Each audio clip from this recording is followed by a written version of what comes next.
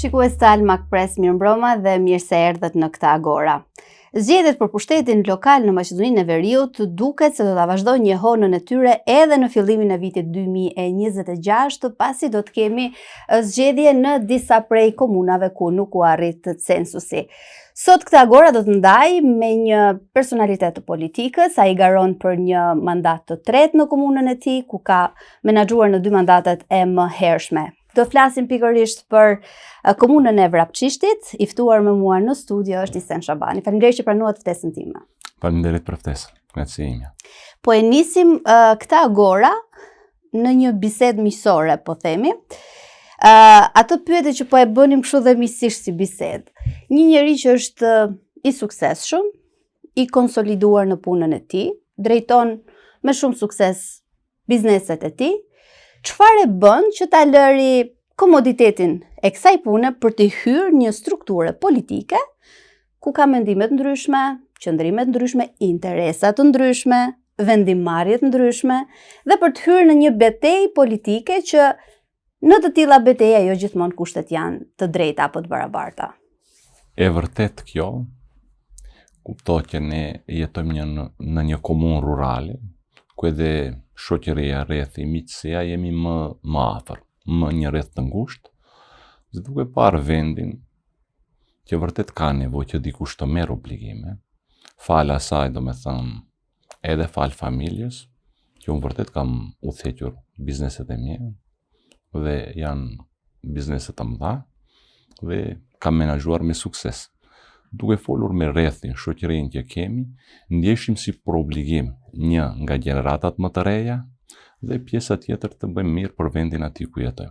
Dhe kjo ishte ideja që gradualisht edhe u futa në garë për të parin e komunës. Dhe kam udhëhequr 2 mandate. A ishte politika siç e menduat? Realisht në pushtet lokal është edhe ashtu siç e mendon, kuptohet. Nga njëra anë, pikës pari duhet me vetveten të bësh paqe, të dish se ka edhe mendime të kundërta dhe duhet të pajtohesh me atë që nëse do të ketë edhe sharje nga të ndryshme, ka pakënaqësi, ka interesa të individëve të caktuar, po nganjëherë ka edhe të subjekteve të caktuara, mirë po këtë ku e thash paqe me vetveten, qëllimi finalja është që të jetë e mira e përgjithshme. Ne jemi ata të cilët do të ngarkojmë apo do të ndërtojmë mbi vete si vetë tana, por gjeneratat e ardhshme, po edhe për familjen dhe fëmijët tanë të cilët i lejmë pas nesh. Edhe më herët është folur se bota ngel gjeneratave të reja. Kemi obligim moral, njerëzor, që aty ku mund të kontribuojmë, gjithë së bashku të bëjmë më të mirë për vendin tonë. Çfarë mendoni se ju ka ndihmuar në menaxhimin e komunës eksperienca si menaxher më herët i bizneseve tuaja? Çfarë mendoni se ajo eksperiencë ju ka ndihmuar, po ndoshta dhe ju ka ndaluar të bëni X gabime që mund t'i bëj një kryetar që ka një profesion tjetër? Realisht në bizneset të mëdha kur je dhe atëherë domethënë ballafaqohesh me shumë probleme nga më të ndryshme. Qoftë në atë përgjegjësitë morale, qoftë në ato ligjore, qoftë në ato duke pasur domethënë mundësinë që ti të menaxhosh me një ekip apo me shumë të punësuar në atë institucion, ndjehesh më i rahatshëm, komod në institucionin ku isha unë, domethënë ti mandate tani në komunë, pikës pari është e paraqitja, kuptohet një menaxher, domethënë se ne edhe kemi mësuar edhe në gjatë studimeve që kemi qenë se si duhet të jetë një menaxher i mirë, dhe nga ajo që ke një përvojë nga biznesi, të ndihmon shumë në çdo menaxhim tjetër, siç është komuna konkretisht apo nëse ka ndonjë dikaster tjetër. Dhe vërtet që kjo më ka ndihmuar shumë. Pikës pari paraqitja, menaxhimi me të punësuarit në komunë dhe pastaj domethënë që obligime që ne kemi marrë dhe jemi zotuar për ato obligime që ne do ndërtojmë vendin tonë. Dhe çdo projekt cilin ne kemi bërë me shumë kujdes dhe me shumë dëshirë për atë që jemi zotuar dhe për atë që duhet lëmë pas vetes. Të qëndrojmë pak te komuna. Për momentin, në karrikën tuaj është ulur dikush tjetër që do të menaxhojë me komunën e Vrapçishtit deri në zgjedhjet e ardhshme, kur nëse ju do të merrni një mandat të tretë ose ndonjë kandidat tjetër që do dalë nga Vleni, nëse ata do të nxjerrin një kandidat. Nuk do doja ndonjë mendim për emrat përveçëm, por një mendim për momentin politik. Ka pasur edhe kontestime pse duhet të kishte udhëheqës të komanduar, ka patur kontestime të ndryshme, por si moment politik si do të ma gjykonit? Është e vërtet që ka pasur dhe ka ende gjykime në këtë drejtim, se kuptohet, do me thënë, kategoritë e zgjedhjeve në Maqedoni janë ato presidenciale, parlamentare dhe lokale. Dhe është tip kategori kushtetuese, ku qytetarët janë ata të cilët e zgjedhën udhëheqësin e vet. Është shumë turp për na si qytetar, tu sigurisht që bëj pjesë edhe unë, se jam nga ajo komunë, që të besohet një detyr në këtë periudhë nga qeveria, do me thënë të besohet poverenikët që janë të besuarit kur e përkthejmë në Shqip, të qeverisë, duke pasur parasysh se qytetarët kanë votuar në rrethin e parë, pavarësisht se nuk është arritur cenzusi me numra të fryrë dhe listat të papastruar, ndërgjegja e asnjërit nga ne nuk e lejon ato që të jetë një i besuar kundër vullnetit të gjithë atyre qytetarëve. Këto do ta shkruaj se ne folëm pak më herët se si do ta ndërtojmë CV-n tonë. Është një pikë e zezë që do gjithë jetën do ta ketë, kushdo që të jetë ai. Dhe më e keqja është se do t'ja trashëgoj familjes, brezat e ri që do vinë do të ngjelet me një ol të zezë. Pjesa tjetër, duke e ditur se ne as një kusht ligjor, kryeministri apo qeveria nuk kanë respektuar që kemi erë deri në poverenikun që tani është për një muaj apo sa do jetë, një muaj e gjysmë. Në 19 janar përsëri janë qytetarët ato të cilët do të vendosin se kush do të udhëheqë me komunën. Nuk mund ne si shqiptarë konkretisht të bëhemi vegël çdo herë e cilit pushtet Maqedonas qoftë. Tani për momentin kemi VMRO-n, Mickovskin, apo nesër do të jetë LSDM e dikush tjetër. Unë besoj që pikë pari nuk e kanë nderuar veten, familjen, brezat që do të pasojnë pas, dhe pastaj kanë nënshmor inteligjencën e gjithë asaj komune, gjithë qytetarëve të asaj komunës, se ne jemi ashtu të vetëdijshur. Dim të mendojmë mirë, kemi menaxhuar mirë, flas në përgjithësi si qytetar, jo si individ, që dikush të vi dhe të na imponojë njëri, kur zgjedhjen ne e bëjmë vetë, ashtu siç është edhe kategoria kushtetuese e zgjedhjeve lokale. Po u desh dikush, ja zgjedhjet i kemi në 19 janar. Ka kohë që nga sot deri në 11 dhjetor të ndërsojnë kandidaturat, qoftë subjekte politike apo të pavarur, që nesër të marrin besimin e qytetarëve dhe të udhëheqin me nder. Kjo nuk na nderon. Kjo na nënshmon. Po më keq është në atë kur flasim se ne jemi di komunitete më të mëdha në Maqedoni, maqedonasit dhe shqiptarët. Dhe në situatën konkrete, qoftë para faktorit ndërkombëtar, paraqitja e inteligjencës tregon Mickovski që bën tallje me ne si shqiptarët. Ja që unë çfarë zgjodha. Jo, janë qytetarët të çfarë do të zgjedhin. Dhe me këta persona, ai na paraqet neve si gjithë shqiptar, inteligjenca e këtij populli apo e këtij territori ku është kaq sa unë kumbo poverenikun, sa unë kam zgjedhur poverenikun. Jo. Do ta di këtë Mickovski se nuk është ajo inteligjencë. Kemi inteligjencë shumë më të zhvilluar, kemi përvojë shumë më shumë dhe dim shumë mirë të vlerësojmë se kush duhet të na udhëheqë neve. Për fat të keq, nuk na nderon kjo neve. Me që jemi tek udhëheqja, ju keni udhëhequr me këtë komunë në 2 mandate, që presupozohet të jetë një kohë e mjaftueshme për t'i pas bërë disa gjëra. Ajo që do doja nga ju, cilat mendoni që janë gjërat që nuk arritët t'i bëni në këto 2 mandate? Që ndoshta edhe në këtë komunikimin me qytetarët, sepse pjesë e platformës tuaj ka qenë një filozofi shumë interesante, një komunikimi sa më të drejtë për drejtë me qytetarët, me njerëzit që ju votojnë, ose në fund ditës me njerëzit që gravitojnë në komunën tuaj, se mund të mos jenë të gjithë votues tuaj. Cilat mendoni që nuk e keni arritur të realizoni? Nuk e di, ndoshta a keni pasur rast që të ndiqni nga mandati i parë, platformën time që kam pasur në mandatin e parë, mandatin e dytë dhe premtimet të cilat unë i kam bërë. Kam qenë shumë i drejtë për drejtë, edhe në mandatin e parë, edhe në mandatin e dytë. Premtimet e mia kanë qenë shumë të vogla, duke pasur parasysh kapacitetin dhe një komunë rurale, buxhetin e saj dhe sa që ne mund të konkretizojmë ato që do t'i themi para qytetarëve, se në fund të fundit, pas orarit punës, ne me ato qytetar gravitojmë, siç thatë edhe ju, pijmë kafe dhe mos vit puna që ne turprohemi nga vetvetja. Platformën cilën kam pasur në mandatin e parë dhe më besoni që nuk kanë ngelur asgjë, pa mos e realizuar asnjë premtim. Tani kanë filluar edhe me kanalizimin, që për disa komuna rurale ende është ëndër të flitet për kanalizim, në komunën e Vrapçishtit janë siguruar mjetet 8 milion euro në fazën e parë dhe tani punohet 51 km2 kolektorët kryesor dhe krahët në çdo lagje, në çdo fshat.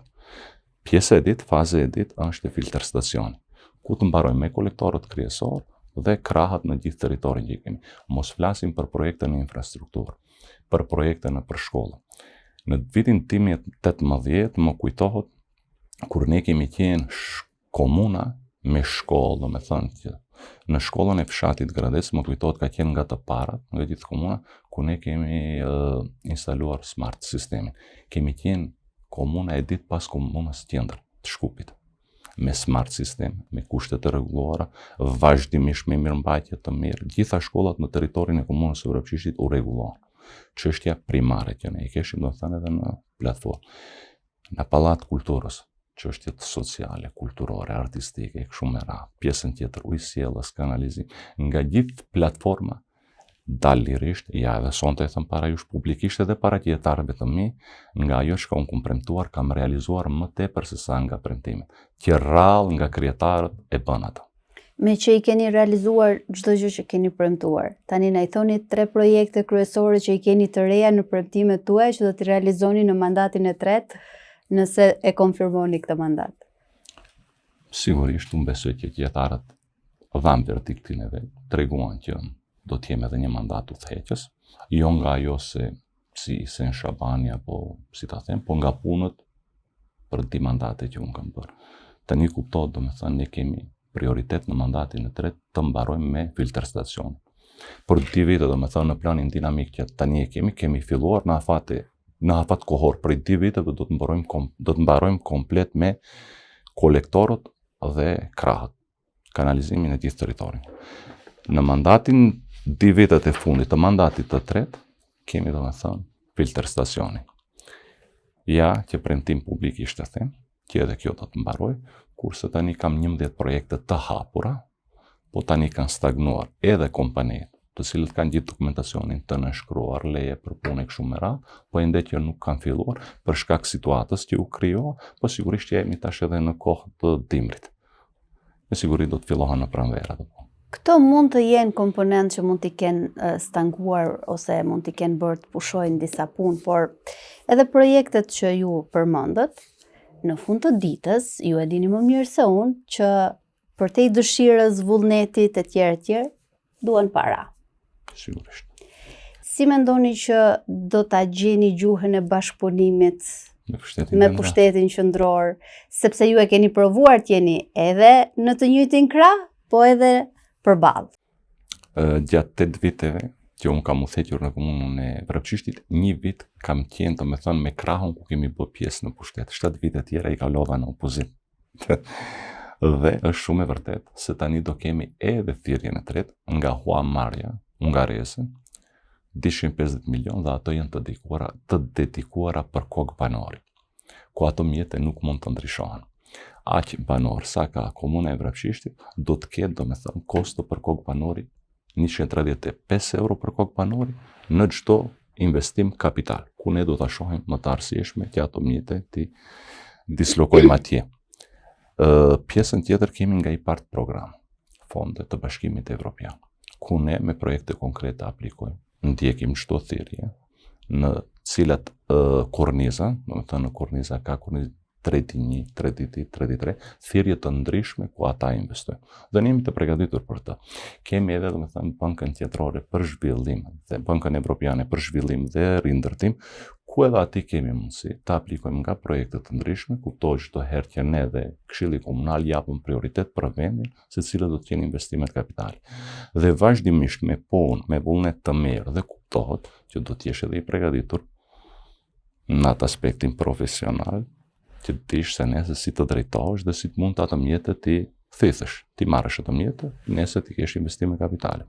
Kjo mbaret edhe nga menaxhimi i vetë krijetarit dhe kuptohet ekipit krijetarit. Për te idealizmit me cilin përshkruhet politika dhe që duhet të jetë, praktika shpeshherë rezulton të jetë ndryshe. Jo pak raste ka ndodhur që kryetarët e komunave, kur vjen puna për t'i ndarë të mirat materiale në komunën e tyre, duket sikur investimet i përqendrohen më shumë në ato lokacione ku i kanë më shumë mbështetësit.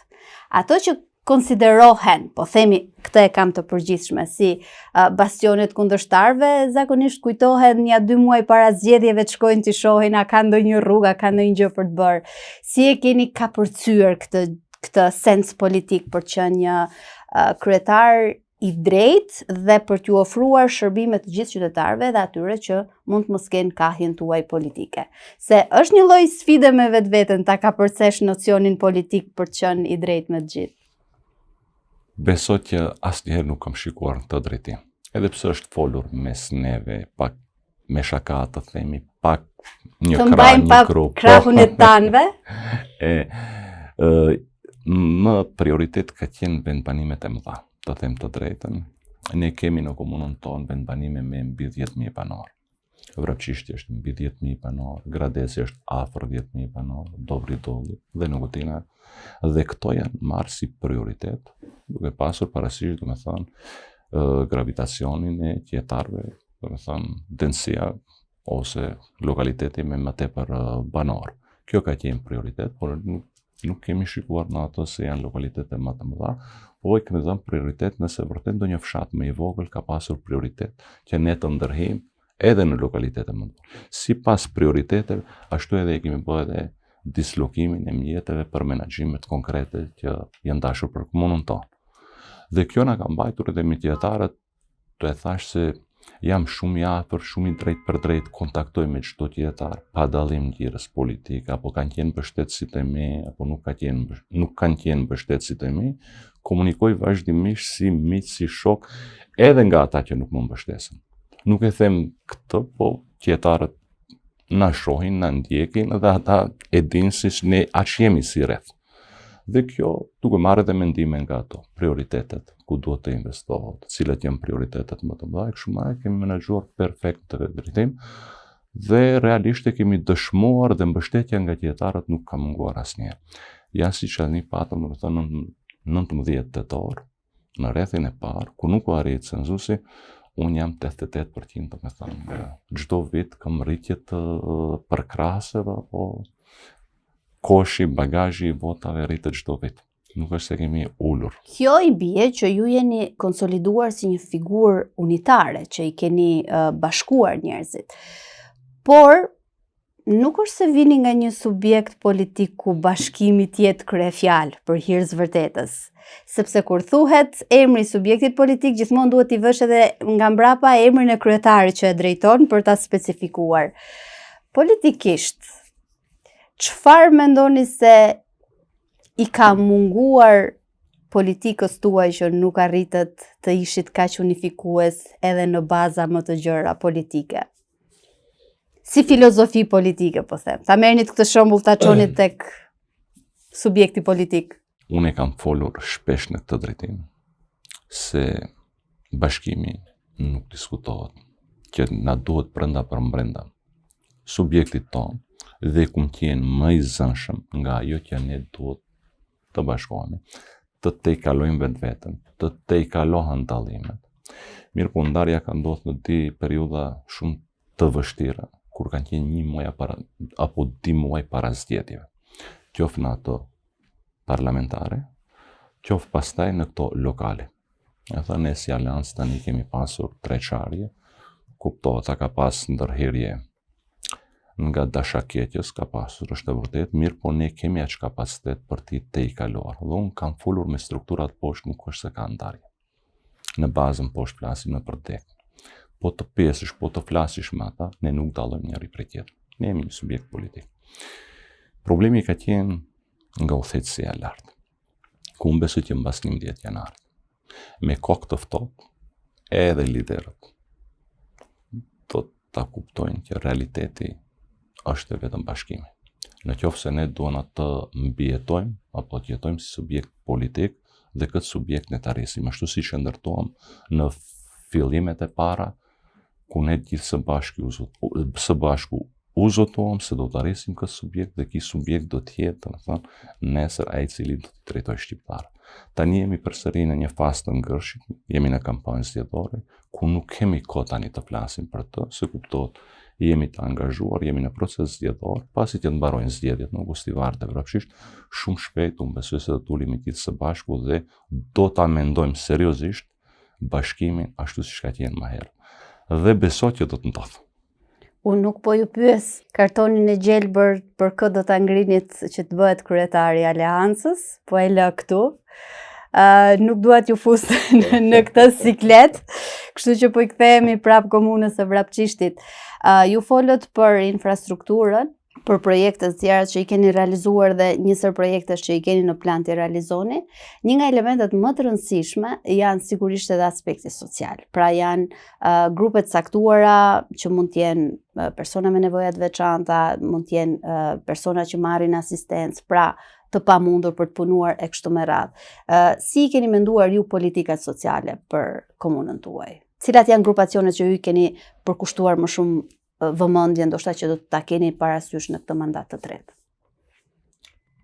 Komuna e Vrapçishtit para 3 viteve ka hap qendrën sociale për fëmijë me nevoja të veçanta, ku tani edhe e kemi licencuar, e kemi regjistruar dhe tani do që ne të bashkarisht me Ministrinë e Politikës Sociale të grumbullojmë me Ministrinë e Financave në më bashkëpunim të sigurojmë mjetet të përhershme, ashtu siç kemi siguruar domethënë për çerdhet, siç kemi siguruar për shkollat, për pallatin e kulturës e kështu me radhë.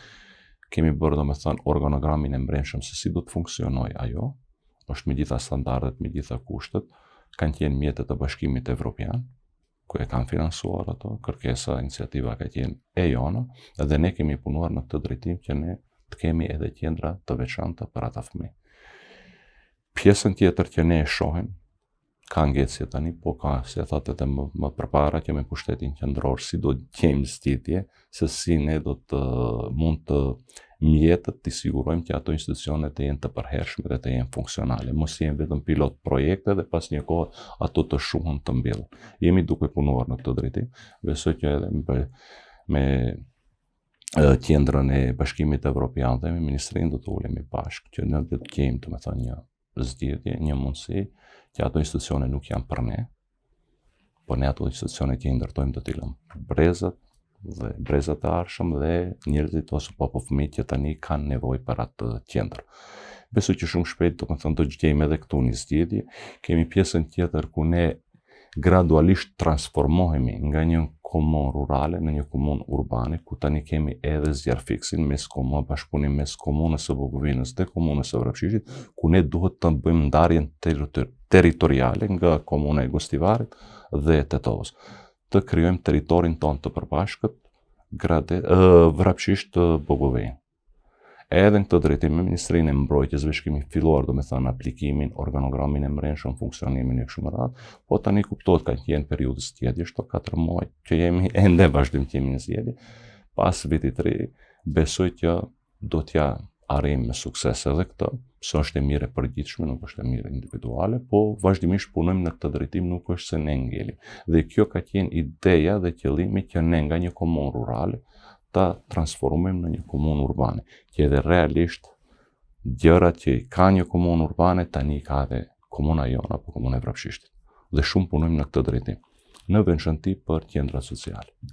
Do të qëndroj pak te këto qendrat sociale, sepse shpesh herë qendrat që presupozohet t'ju shërbejnë sidomos personave me nevoja të veçanta, duke qenë se është një fushë që unë e njoh shumë mirë, për shkak se kam drejtuar 5 vjet një qendër autizmi dhe e di shumë mirë se si funksionon sektori privat, po kemi parë edhe sektorin shtetëror.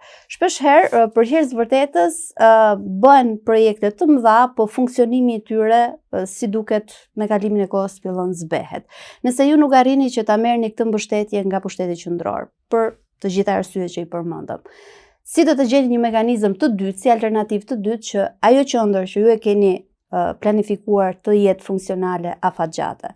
Sepse për hir të vërtetës, kjo është kategoria, këta fëmijë dhe familjet e tyre janë kategoria më së paku që vinë në, dhe këtë e kam konstatim personal, që vinë në shprehje tek ai program i madh që bëjnë kryetarët e komunave. Do të thënë, duket sikur është kryesisht përdoret kur janë zgjedhjet, duke qenë se është një kategori e ndjeshme dhe pastaj harrohen. Nëse nuk mbështeteni nga pushteti qendror, si e keni një alternativë të dytë që ajo qendër të funksionojë? Është e vërtetë se domethënë problemi kryesor është në atë se si do të sigurohen mjetet për mirëmbajtjen dhe vazhdimsinë e atij projekti. Për atë që thash mos ngel vetëm për pilot projekt, por aq sa ne domethënë kemi pasur nga Bashkimi Evropian mjetet dhe fonde, kemi menaxhuar. Pastaj që në fillimet e para ne kur e kemi filluar këtë si ide, si projekt, nuk është se nuk kemi qenë në koordinim edhe me Ministrinë e Punës dhe Politikës Sociale, kuptohet edhe me qendrën e Bashkimit Evropian, ku ata edhe realisht kanë qenë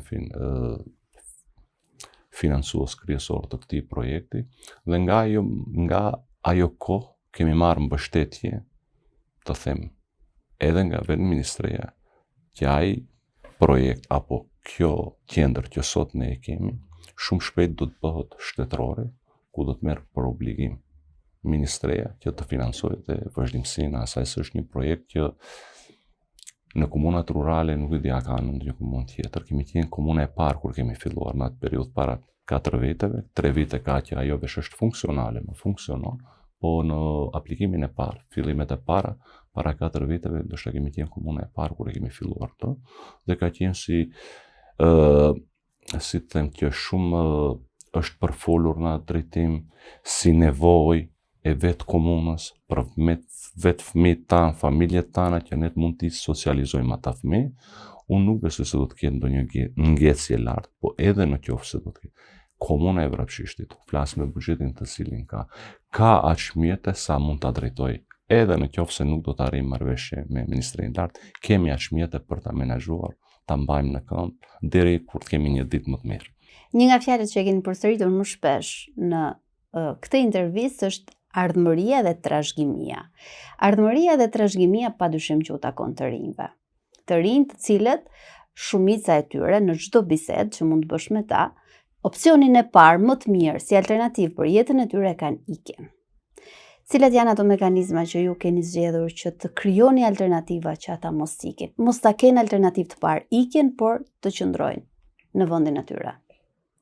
Është e vërtetë që është bërë si një trend, rinia domethënë në fillimet e para, në mundësitë e para, po ju dha mundësia të ikë jashtë, nuk e lën atë mundësi, po besoj që shumë shpejt do ta shohin që edhe Bashkimi Evropian më nuk është ai Bashkimi Evropian, apo shtetet e Bashkimit Evropian nuk janë ato shtete të cilat kanë qenë. Ka standarde edhe të ne. Krijimi i vendeve të reja të punës, menaxhimi i drejtë, kuptohet edhe në atë jetën sociale, të përditshme, shoqërore, duke biseduar, duke edhe unë mundësi gjeneratave të reja, që ato mund të ngjelin këtu dhe ka hapësirë që ne mund zhvillohemi në këtë drejtim. Besoj që shumë shpejt ky trend do të bjerë, dhe gjeneratat e reja janë të vetëdijshëm që po të menaxhojë mirë një familje, një çift, ka jetë edhe këtu të ne. Po kjo trendi, kjo që tani për momentin e thash më tepër është trend, se nuk është diçka një jetë më e mirë se sa ne ku jemi këtu. Unë besoj që vitet që vijnë, vitet e ardhshme shumë shpejt kjo do të shuhet dhe do të jemi ne përsëri bashkë edhe me gjeneratat e re, ku do të japim mundësi vendit dhe gjeneratës së re që gjithë së bashku të zhvillohemi në këtë vend. Ato që keni arritur të realizoni për qytetarët tuaj, edhe duke ju referuar bisedës tonë, pra që ju jeni një figurë unifikuese brenda atij komuniteti, më shumë e ndjeni veten si kandidat politik, partijak, apo një kandidat populist, le të themi, një kandidat i qytetarëve për këtë mandat të tretë? Është diskutohet që unë kam një amblem partijake, po edhe për atë se jemi rreth i vogël, komunë rurale, mund ta themi edhe atë se jam edhe kandidat i qytetarëve. Çdo herë jemi bashk në kafe, në kohë të lirë, në punët që bashkarisht i bëjmë, se ka edhe shumë vullnet edhe nga qytetarët të cilët na ndihmojnë në çdo projekt ku ne realizojmë, në çdo lokalitet, në territor të komunës sonë, bashkarisht besoni që i bëjmë edhe me qytetarët. Ka edhe nga ata të cilët për shumë sende që nuk janë të parapame apo nuk realizohen nga projekti, besoni që vetë qytetarët me iniciativë të tjera kontribuojnë edhe atë pjesën që aq më mirë të dukemi si vetë. Dhe kjo më bën të them të drejtën edhe si kandidati i qytetarëve, jo vetëm një subjekti politik apo i një koalicioni. Dhe në fund të kësaj bisede, si do t'ishte vrapçishti që ju do doni t'ja ulinit qytetarëve mbas 4 vitesh? Diskutohet që dëshira ime është ajo që unë pas 4 viteve kur ta lë, të mburr me punët të cilët i kam bërë unë dhe të kem një infrastrukturë të zhvilluar, siç ka domethënë komunat urbane o vende të zhvilluara, ujësjellsa, kanalizimi, ja që tani jemi, domethënë më të mirën e mundshme për vendin dhe komunën time, diskutohet. Unë ju uroj shumë suksese dhe uroj që t'jemi sërish së bashku për të promovuar dhe për të folur për sukseset të tjera dhe për plane dhe projekte të realizuara prej jush. Dhe ju falenderoj shumë që ishit në këtë agora sonte. Faleminderit, ishte kënaqësi. Të gjithë ju që na ndoqët në këtë agora sonte, unë ju falenderoj për vëmendjen që na keni kushtuar dhe ju lë sërish takim të shtunën e ardhshme në orën 8:30.